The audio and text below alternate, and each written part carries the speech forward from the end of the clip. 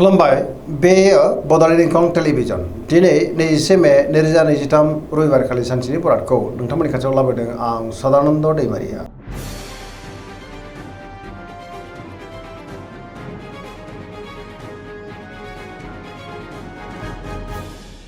सिगां फरायनो लादों मेष राशि गिबि हांखो अ ल दिनैनि साना जोबोर मोजां गोसोखौ दिनै जोबोर गोजोननाय मोनगोन सुथुरखौ गोरलैयैनो फेजेननोबो हागोन जेरावबो देरहासारगोन जेनिबो आंखाल जानाय नङा गुबुननि थाखाय गोबां मोजां खामानि मावनानै होनोबो हागोन बहाबा थाङोब्ला दिनै जोबोर मोजां आरो मोजाङैनो हान्थिनोबो हागोन मावनो लानाय खामानिखौ थि समावनो मावफुंनो हागोन सिगांनि बबेबा आद्रा खामानियाबो दिनै मावफुंजानो हागौ देहाया मोजाङै थागोन रांखावरियाव मोजां अब्लाबो नाथाय खरसायाबो बांनो हागौ बेफार फालांगियाव मोजां होनजायो सोरजोंबा बाख्नाय जानानै गोसोआ दिनै जोबोर खुसि जागोन न'खराव दिनै अननानै फैगोन बिमा बिफानिफ्राय थोजासे अननाय आरो बोरखौ मोननो हागौ गुबुननि गोसोखौबो दिनै गोरलैयैनो बोनोबो हागोन गोसोनि बोलोआ बांगोन समाजाव बयजोंबो मान होजागोन सेंग्रा सिख्लाफ्रा दिनै जोबोर रमान्टिक जागोन आरो गावबा गावनि गोसोनि साननायखौ फोरमायलायनोबो हागोन फरायसाफ्रा दिनै फरायनायाव गोसो दुंखांगोन पजिटिभ नारनि गोहोम गोग्लैनोबो हागौ धोरोमारि बिथिङावबो गोसो दुंखांगोन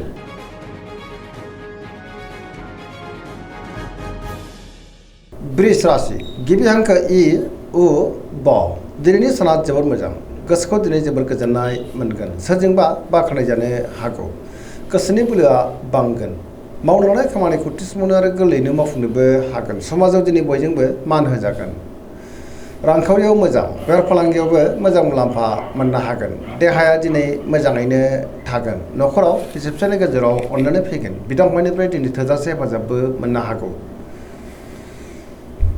लाइमोनफोरनि गोसोआ दिनै जोबोर रमान्टिक जागोन आरो गावबा गावनि गोसोनि साननायखौ फोरमायलायनोबो हागोन पजिटिभ नारनि गोहोम गोग्लैगोन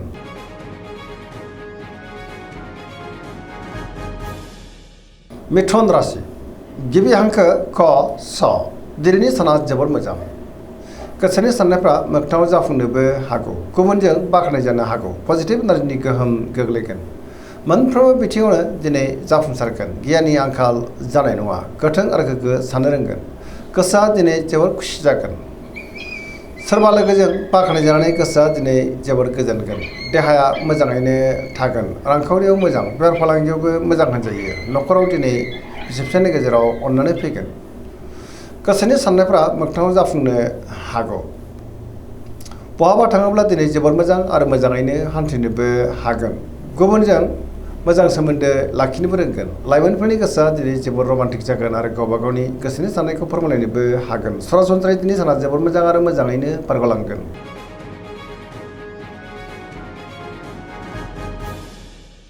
कर्कट राशि गिबि हांखो ड ह दिनैनि साना जोबोर मोजां गोसोखौ दिनै जोबोर गोजोननाय मोनगोन सोरबा लोगोजों बाख्नाय जानानै गोसोआ दिनै जोबोर खुसि जागोन गोसोनि साननायफ्रा दिनै मोगथाङाव जाफुंनोबो हागौ गोसोआव पजिटिभ साननायबो फैगोन मावनो लानाय खामानिखौ थि समावनो आरो गोरलैयैनो मावफुंनोबो हागोन रांखावरियाव जोबोर मोजां होनजायो अब्लाबो नाथाय खरसायाबो बांनो हागौ बेफार फालांगियाव दिनै जोबोर मोजां मुलाम्फा मोनगोन न'खराव बिसि फिसायनि गेजेराव अननानै फैगोन समाजाव दिनै लोगो लेवा बांगोन देहाया दिनै मोजाङैनो थागोन गुबुननिफ्राय थोजासे हेफाजाब मोनगोन सोरबा लोगोजों दिनै बाख्नाय जानो हागौ समाजावबो मान मोननो हागोन फरायसाफ्रा दिनै फरायनायाव गोसो दुंखांगोन आरो मोजां फिथाइ मोननोबो हागोन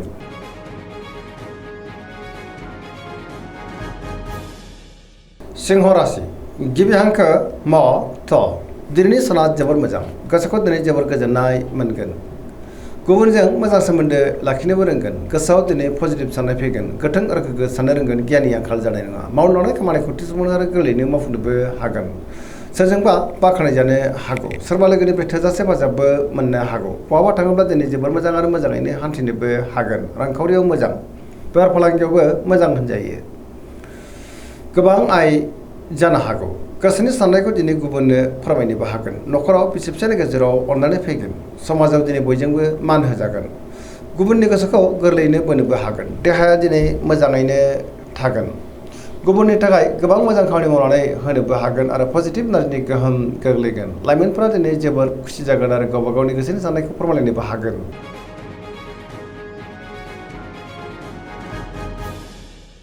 कन्या राशि गिबि हांखो प ट दिनैनि साना मोजां आरो गाज्रि गेजेरजों बाबेनलांनो हागौ गोसोनि साननायफ्रा देबार नांगोन गुबुननि थाखाय दिनै गोबां जेंनायाव गोग्लैनांनोबो हागौ, गियाननि आंखाल जानोबो हागौ। अब्लाबो नाथाय पजिटिभ एनार्जिनि गोहोमबो गोग्लैगोन। देहाया दिनै मोजाङैनो थागोन। गोबां मुंदांखा सुबुंजों दिनै लोगो मोनज्लायनोबो हागौ। गोसोनि साननायफ्रा देबोर नांनोबो हागौ। सोरबा लोगोजों रायखोमा जानोबो हागौ। नेगेटिभ एनार्जिनि गोहोमबो गोग्लैनो हागौ। लाइमोनफ्रा दिनै जोबोर रमान्टिक जागोन आरो गावबा गावनि गोसोनि साननायखौ फोरमायलायनोबो हागोन।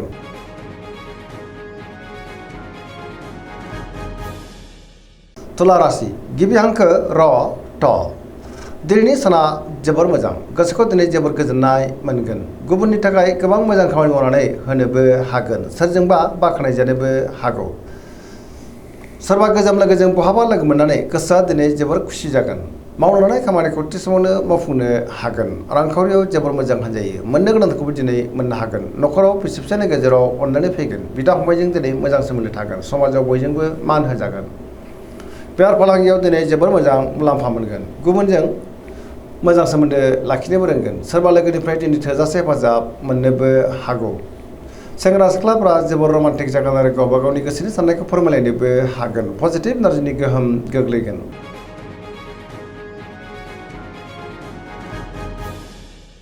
वृश्चिक राशि गिबि हांखो न स। दिनैनि साना जोबोर मोजां। पजिटिभ एनार्जिनि गोहोम गोग्लैगोन आरो पजिटिभ साननो रोंगोन। गियाननि आंखाल जानाय नङा। सिगांनि बबेबा आद्रा खामानिखौ दिनै मोजाङैनो मावफुंलांनो हागोन। समाजाव बयजोंबो मान होजागोन। सोरबा गोजाम लोगोजों बहाबा लोगो मोननानै गोसोआ दिनै जोबोर खुसि जागोन। गोसोआव पजिटिभ साननायबो फैनो हागौ। मावनो लानाय खामानिखौ थि समावनो आरो गोरलैयैनो मावफुंनोबो हागोन। गुबुननिफ्राय थोजासे हेफाजाबबो मोनगोन। गोसोनि साननायफ्रा मोगथाङाव जाफुंनो हागौ। गोसोनि बोलोआबो बांगोन। समाजाव दिनै बयजोंबो मान होजागोन। न'खराव अनलायनाय फैनो हागौ। रांखावरियाव मोजां। बेफार फालांगियावबो दिनै जोबोर मोजां मुलाम्फा मोनगोन।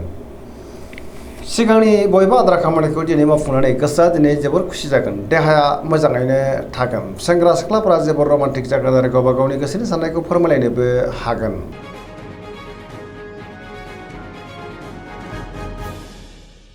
धनु राशि गिबि हांखो ध फ भ। दिनैनि साना मोजां आरो गाज्रिनि गेजेरजों बाबेनलांनो हागौ। गोसोआव दिनै गोनो गोथो साननाय फैगोन। गियाननि आंखाल जानोबो हागौ। मावनो लानाय खामानिखौ थि समावनो मावफुंनो गोब्राब जागोन। माबा नङा माबा मोनसे हेंथा फैनोबो हागौ। गोसोनि साननायफ्रा दिनै देबार नांगोन। रांखावरियाव बारा मोजां नङा। आयनिख्रुइ खरसाया बांसिन जानोबो हागौ। नाङा फाङा खरसाबो जानो हागौ। बेफार फालांगियाव बारा मोजां नङा होनजायो। समाजाव नाथाय मान मोननो हागोन। बहाबा थाङोब्ला दिनै जोबोर मोजां आरो मोजाङैनो हान्थिनोबो हागोन। देहाया नाथाय बारा मोजां थानाय नङा। गोबां रोखोमनि देहायारि जेंनाजों मोगा मोगि जानांनोबो हागौ। जानाय लोंनायाव सांग्रां जानांगोन। न'खराव दिनै बिमा बिफानि अननाय आरिफोरखौ मोननो हागौ। बिदा फंबायनिफ्राय हेफाजाबबो मोननो हागौ। लाइमोनफोरनि गोसोआ दिनै जोबोर आला खाला जागोन। अब्लाबो नाथाय गोसोनि साननायखौ फोरमायलायनोबो हागोन।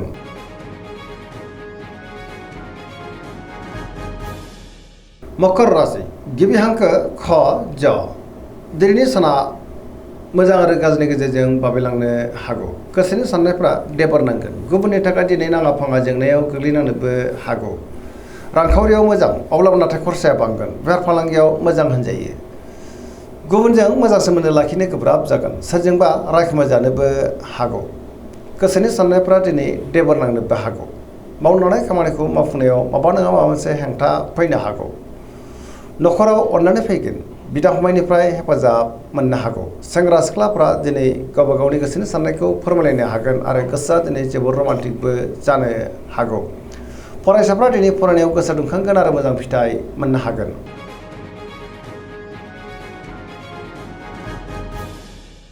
कुम्भ राशि गिबि हांखो ग स। दिनैनि साना जोबोर मोजां। गोसोखौ दिनै जोबोर गोजोननाय मोनगोन। गुबुनजों मोजां सोमोन्दो लाखिनोबो रोंगोन। सिगांनि बबेबा आद्रा खामानिखौ मावफुंनो हानानै गोसोआ दिनै जोबोर खुसि जागोन। मावनो लानाय खामानिखौबो मावफुंनो हागोन। सोरबा लोगोनिफ्राय मोजां खौरां फैनोबो हागौ। समाजाव दिनै बयजोंबो मान होजागोन। गोबां मुंदांखा सुबुंजों दिनै लोगो मोनज्लायगोन। रांखावरियाव मोजां। अब्लाबो नाथाय खरसायाबो बांनो हागौ। बेफार फालांगियावबो दिनै जोबोर मोजां मुलाम्फा मोननो हागोन। गोबां रोखोमनि जेंनाफोरखौ दिनै सुस्रांनो हागोन। न'खराव बिसि फिसायनि गेजेराव अनलायनाय फैगोन। बिदा फंबायनिफ्राय दिनै थोजासे हेफाजाबबो मोननो हागौ।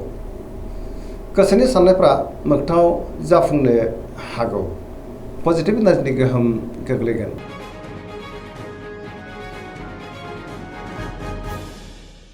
मीन राशि गिबि हांखो ड स दिनैनि साना जोबोद मोजां गुबुननि थाखाय दिनै गोबां मोजां खामानि मावनानै होनोबो हागोन गोसोआव पजिटिभ साननाय फैगोन गोथों आरो गोग्गो साननो रोंगोन गियाननि आंखाल जानाय नङा गोसोनि बोलोआ बांगोन गावनि गोसोनि साननायखौ दिनै गुबुननो फोरमायनोबो हागोन देहाया मोजाङै थागोन रांखावरियाव जोबोर मोजां होनजायो बेफार फालांगियावबो दिनै जोबोर मोजां मुलाम्फा मोनगोन न'खराव बिसि फिसायनि गेजेराव अनलायनाय फैगोन सोरजोंबा दिनै बाख्नायजानो हागौ लाइमोनफोरनि गोसोआ दिनै जोबोर रमान्टिक जागोन आरो गावबा गावनि गोसोनि साननायफोरखौ फोरमायलायनोबो हागोन गुबुनजों दिनै मोजां सोमोन्दो लाखिनोबो रोंगोन फरायसाफ्रा दिनै फरायनायाव गोसो दुंखांगोन आरो मोजां फिथाइ मोननोबो हागोन पजिटिभ एनार्जिनि गोहोमबो गोग्लैनो हागौ।